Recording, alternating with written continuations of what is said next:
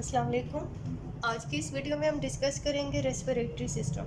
आपको पता होगा रेस्पिरेशन की डेफिनेशन क्या है। सेलुलर लेवल पे अगर हम देखें तो सेल के अंदर ऑक्सीजन की मौजूदगी में खुराक की जो है वो ब्रेक डाउन हो रही होती है, और इस फूड की ब्रेक डाउन के नतीजे में एक एनर्जी रिलीज़ होती है। वो एनर्जी जो है हमारी बॉडी में एटीपी की फॉर्म में स्टोर हो जाती है, और जब वो हमें चाहिए होती है तो यूज़ कर लेते हैं। ओके, जो अगर हम दूसरा तरह से देखें तो एक गैसेस एक्सचेंज, रेस्पिरेटरी सिस्टम में गैसेस एक्सचेंज हो रही होती हैं। वो गैसेस कौन सी होती है? O2 होती है और CO2 है, मतलब कार्बन डाइऑक्साइड और ऑक्सीजन।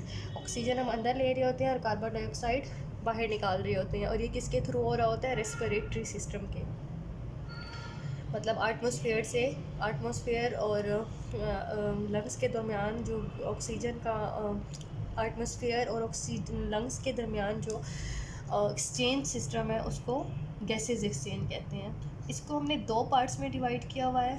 अपर रेस्पिरेटरी सिस्टम, अगर एक सिस्टम है तो ओबियसली इसमें जो है काफ़ी ज़्यादा आर्गन होंगे, क्योंकि मुख्तलिफ आर्गन मिलके एक सिस्टम बनाते हैं।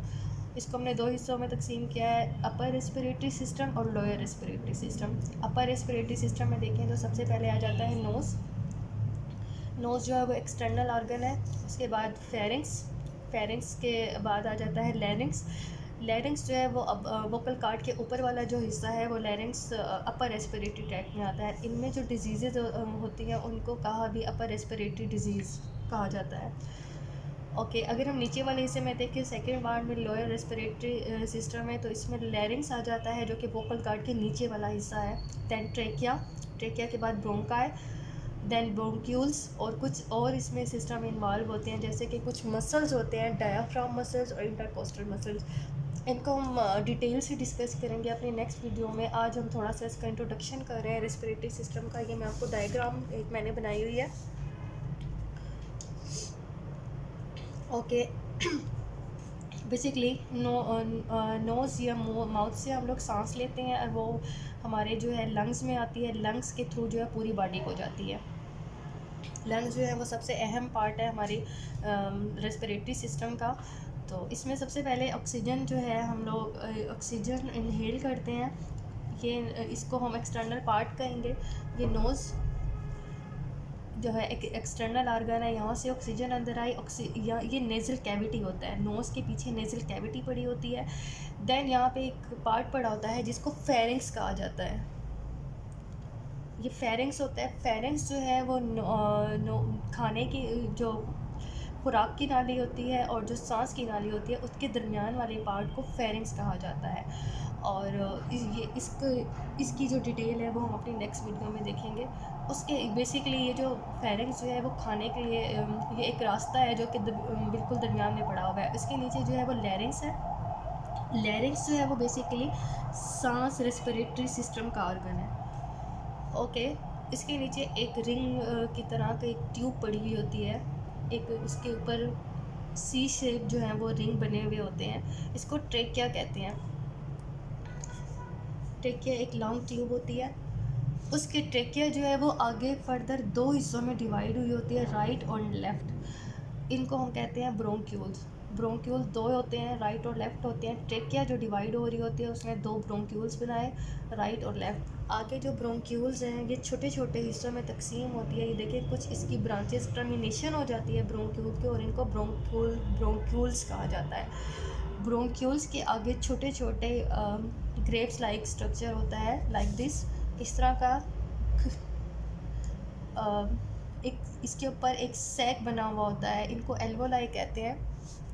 बेसिकली एल्वोलाई जो है वो गैस एक्सचेंज करती है।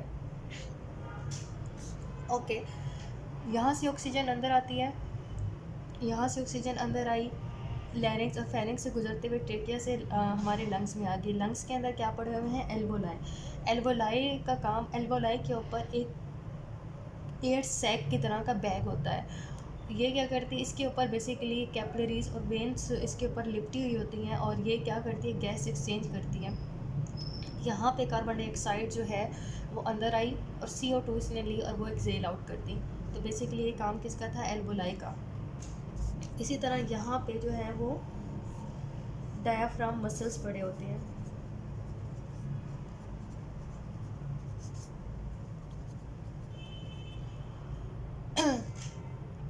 इसके ऊपर इस तरह इंटरकोस्टल मसल्स पड़े होते हैं दोनों को।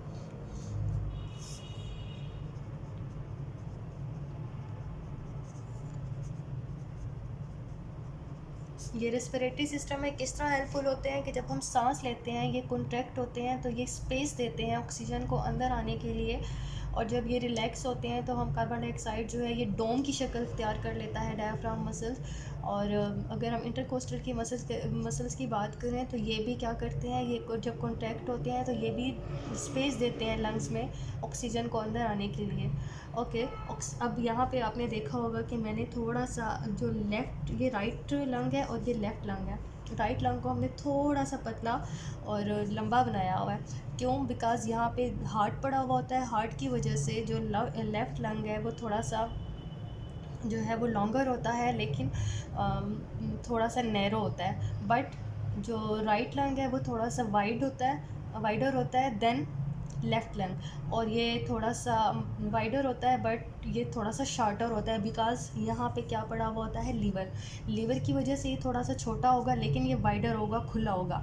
लेकिन जो लेफ़्ट है वो थोड़ा लंबा होता है, लॉन्गर होता है, लेकिन वो थोड़ा सा नैरो होता है ड्यू टू हार्ट को स्पेस इसने दी हुई होती है।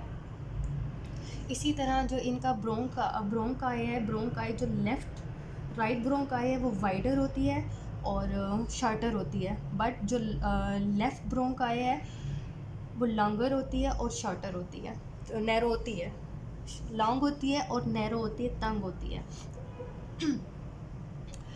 ओके, होपफुली ये लेक्चर आपको समझ आ गया होगा। ऑक्सीजन यहाँ से अंदर आई, इसने एल्वोलाई के थ्रू जो है वो गैसेस एक्सचेंज हुई, और गैसेस एक्सचेंज हुए, और गैसेस एक्सचेंज किसके थ्रू हो रही थी, कैपिलरीज के थ्रू हो रही थी, और ये पूरी बॉडी को जो है वो ऑक्सीजन हमारे रेस्पिरेशन के थ्रू जो है वो पूरी बॉडी को ऑक्सीजन जो है वो प्रोवाइड हो जाती है। इसके नेक्स्ट वीडियो में इंशाल्लाह हम डिस्कस करेंगे इन सारे पार्ट्स को, वन बाय वन हम लोग डिस्कस करेंगे। Thank you.